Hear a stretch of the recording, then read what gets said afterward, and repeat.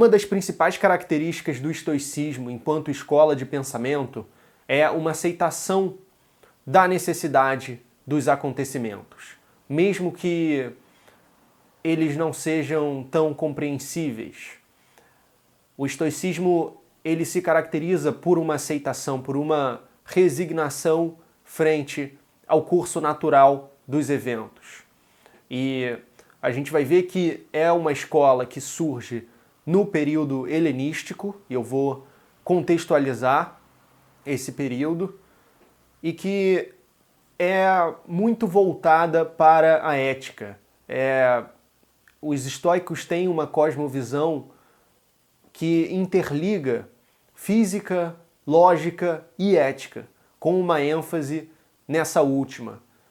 Desse modo, a conduta humana faz parte da harmonia do cosmos. E é preciso, para os estoicos, agir de acordo com a natureza.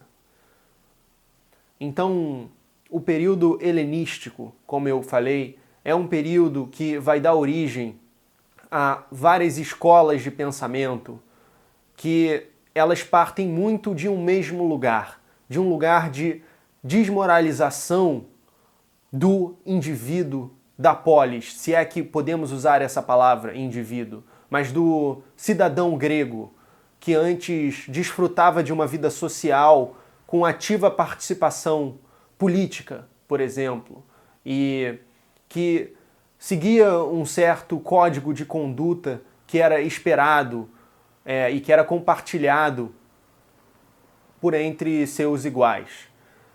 Com a invasão e a vitória da Macedônia, primeiro com Filipe II e depois com as vitórias de Alexandre Magno ou Alexandre o Grande, a Grécia ela ficou totalmente fragmentada e surgiu a primeira tentativa de hegemonia cultural no Império Macedônio.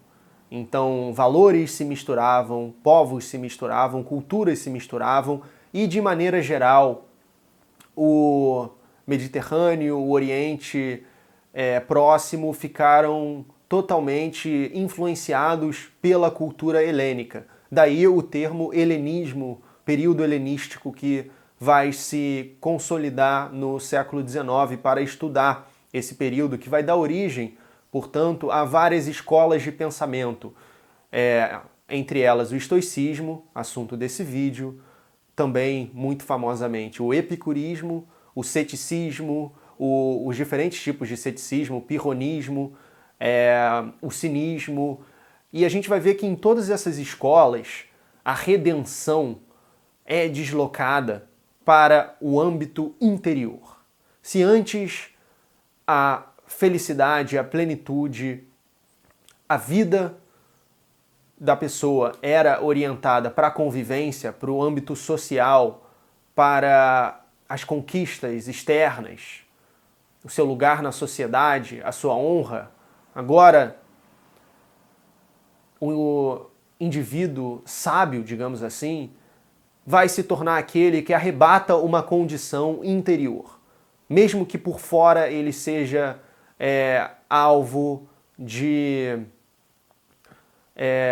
ataques, alvo de vexame, que ele passe vergonha. Se ele seguir certos preceitos éticos, ele consegue arrebatar a condição do sábio, que é muito específica no estoicismo, e a gente vai ver no que consiste essa condição. E com isso ele consegue atingir a redenção. O mundo pode destruí-lo por fora, mas por dentro ele pode alcançar a eudaimonia, que a gente vai entender melhor por meio também da ataraxia, que vem muito junto, né? A eudaimonia sendo a felicidade e a ataraxia um estado de não perturbação, um estado de tranquilidade diante das coisas, né? Então é uma aceitação, uma espécie de determinismo ético até, porque os estoicos eles viam o cosmo como Deus. Deus e o cosmo são uma e mesma coisa. Portanto, se você acha que tem alguma coisa errada, o problema não está no cosmos, está em você, e você que tem que se adequar a isso. Não importa o que aconteça na sua vida, não importa qual tragédia você atravesse, tá tudo bem e você que tem que aceitar e entender com resignação, com submissão, com autocontrole, com disciplina, as virtudes estoicas, com coragem, com inteligência e...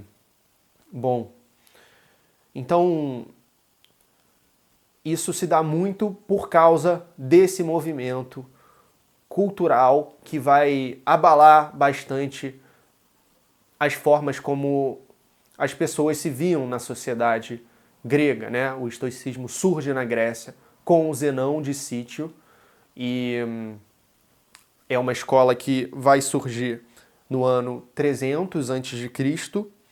Zenão era um fenício que se situou em Atenas e provavelmente frequentou a Academia de Platão.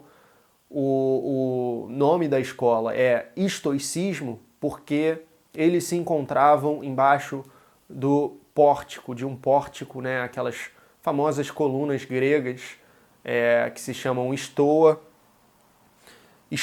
poikilé, pórtico pintado, era o local onde eles se encontravam e daí surgiu o nome da escola. Cleantes e Crisipo deram continuidade à escola do estoicismo na Grécia, que, como muitos sabem, vai se estender para Roma também. E os estoicos mais famosos provavelmente são os romanos.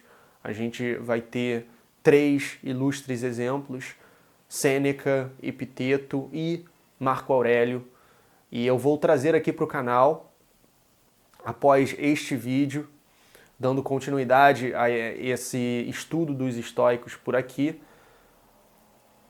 vídeos específicos das obras de cada um desses 3 pensadores.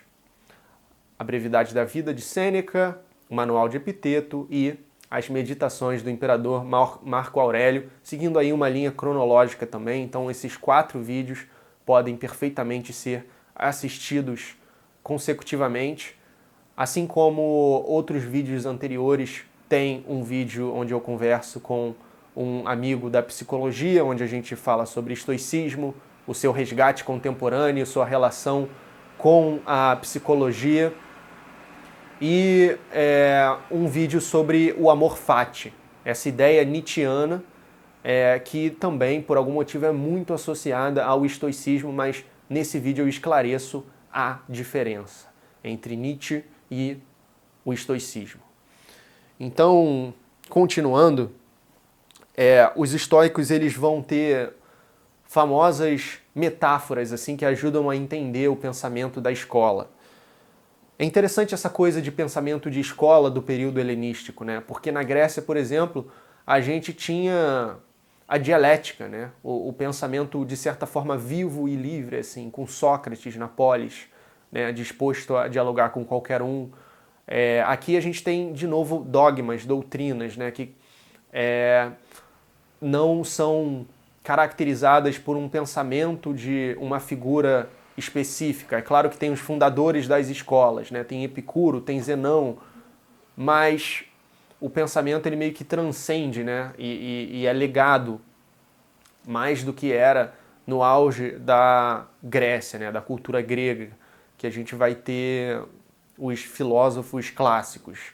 Então, aqui a gente tem essa característica, assim como a gente vai ter uma grande disseminação do conhecimento grego, né? Como eu falei,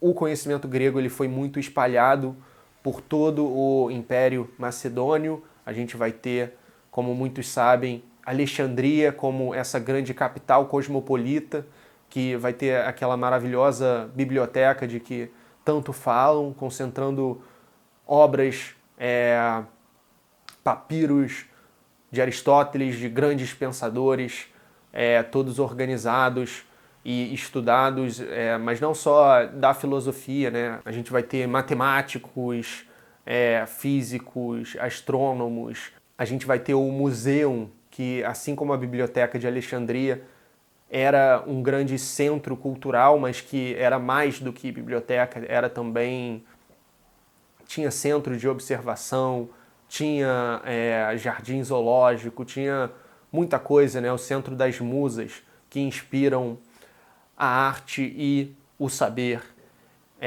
ali no Egito, em Alexandria, que foi essa importante capital. E a gente vai ter, esse vídeo é sobre estoicismo, mas muitos pensadores ecléticos também que estudavam diferentes correntes, como Cícero, que foi uma figura muito importante do período, grande tradutor também e disseminador do conhecimento. E, bom,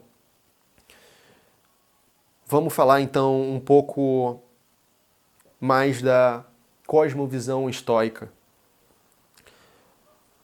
Uma metáfora interessante é a metáfora da árvore, que eles viam, como eu falei no começo, uma interligação entre física, lógica e ética. Imagina uma árvore, as raízes são a física, o mundo natural. O tronco, que é uma espécie de intermediário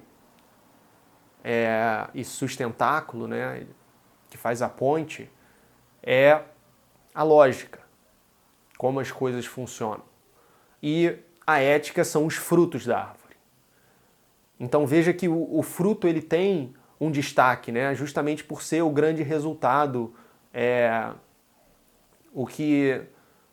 aquilo no qual tudo culmina, né, todo esse processo. Então a ética é a parte mais importante para os estoicos e ela está diretamente ligada à física, está diretamente ligada ao mundo natural, a como as coisas funcionam. Então, a conduta estoica, ela é central. Como que é essa conduta, né? No que consiste a ética estoica? Eles têm 3 grandes virtudes, né? Pelo menos no estoicismo inicial, clássico, né? Vai ter também um estoicismo médio e o estoicismo romano, mas de maneira geral isso se mantém. Os romanos eles vão dar uma ênfase maior, talvez, na indiferença e no autocontrole, mas essas 3 virtudes são a inteligência, a capacidade de distinguir entre bem e mal, a coragem de saber o que enfrentar e o que não enfrentar, e a capacidade de julgar o que é justo e o que não é justo, né? A justiça. E de como lidar com cada uma dessas situações, né? E pessoas. O justo, o injusto e etc. Com essas virtudes e também com esse autocontrole, com essa disciplina, com essa submissão, com essa aceitação integral da realidade sem questionamento, é possível arrebatar a eudaimonia, a felicidade, que vem junto com uma ataraxia, com esse estado de não perturbação, com esse estado de tranquilidade, digamos assim. E também tem esse lado muito forte do estoicismo, que é a reflexão sobre a morte, né? Que é lembrar que a vida é breve, que é lembrar que você é mortal, né? Memento mori, lembre-te, és mortal. Que é lembrar que tá tudo no seu lugar, mesmo que você não entende. Se você sofre, você está desviado, sabe? Tudo isso é desnecessário. Você está se desviando da harmonia do cosmos. Não é para você entender a harmonia do cosmos, é para você aceitar a harmonia do cosmos. E é para você aceitar a sua finitude. É para você agir no mundo, sim, com as virtudes, mas não é para questionar a realidade. Está tudo interligado e está tudo no seu lugar. Se você não entende a tragédia que você ou sua família passou, o problema é seu, o cosmos não te deve nada. Então é mais ou menos por aí. Isso, né, vindo de um contexto de impossibilidade da polis, de impossibilidade do convívio pleno, democrático, né, que não era lá pleno assim, né, era muito restrito, mas ainda assim, né, há uma ruptura muito grande. Assim como mais tarde na própria Roma, isso vai voltar a partir de uma situação muito semelhante, né? Que é a transição para o império, que tem também essa opressão, essa impossibilidade da convivência, dos valores, da honra. Bom, né? Melhor vai ser aquele que consegue passar vergonha e não se importar, sabe? Então tudo muda com essa mudança político-cultural. Se você está gostando do vídeo, considere curti-lo para que mais pessoas possam encontrá-lo no YouTube e considere também se inscrever no canal para assistir a vídeos futuros como esse. Como eu disse, eu vou trazer mais 3 vídeos sobre estoicismo, focando em obras específicas de pensadores estoicos, que inclusive podem ser adquiridas com os links que estão aqui na descrição. E dessa forma você também vai estar ajudando o canal se você comprá-las através desse link. São obras muito acessíveis, lançadas recentemente. Ok. Vamos pensar então em mais 2 metáforas caras aos estoicos, sendo a primeira delas a metáfora do afogamento.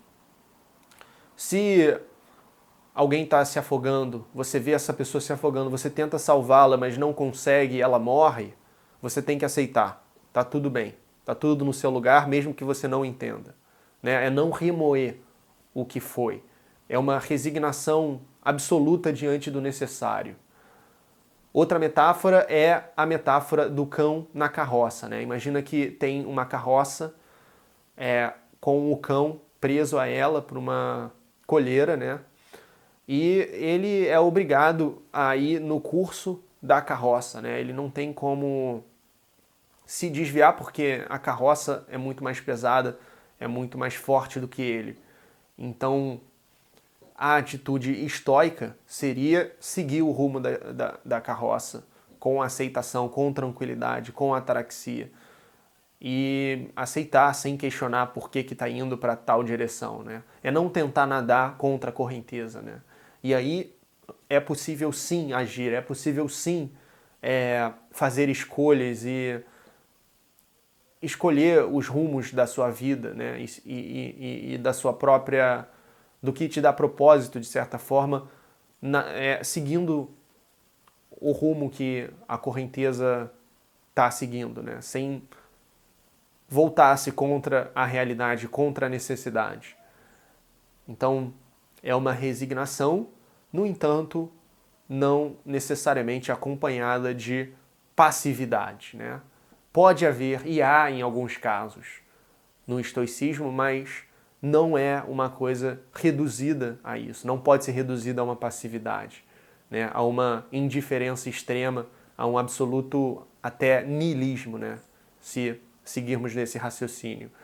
O estoicismo ele pode ser também algo fortalecedor e que permite alguém a viver a vida que quer viver de uma maneira mais orientada por um código ético que ajuda a lidar com o sofrimento, ajuda a se preparar para a morte, ajuda a aceitar as coisas que muitas vezes não vão como a gente espera, né? E há um forte resgate do estoicismo hoje em dia, né? Nessa era da informação mais veloz do que nunca, né? Há muitos estudos e até conferências, né, sobre estoicismo, e isso é interessante, né? É claro que também tem muita gente, né, até no próprio YouTube, pegando o estoicismo e meio que sou estoico, sabe? Vou dormir no chão, sabe? Vou seguir a rotina do Marco Aurélio, sabe? Coisas que não fazem tanto sentido assim, né? E que não são exatamente estoicismo. Eu acho que para o estoicismo funcionar na contemporaneidade, ele teria que ser genuinamente adaptado, né, ao modo de vida e de dinâmica que a sociedade atual tem. Né. É isso, né, tem essa reflexão intensa sobre a finitude, sobre a brevidade da vida, sobre a insignificância do homem no cosmos, né, e sobre a sua parte pequeníssima em algo que é maior que você e que você faz parte de uma harmonia, né? E que você nunca vai entender por completo, mas que você tem que aceitar. Bom, esse é o estado do sábio, né? Tudo isso que eu vim falando. Autocontrole, disciplina, submissão, não questionamento, tranquilidade. A redenção está no interior, não no exterior. Desapego às coisas externas. Viver com pouco.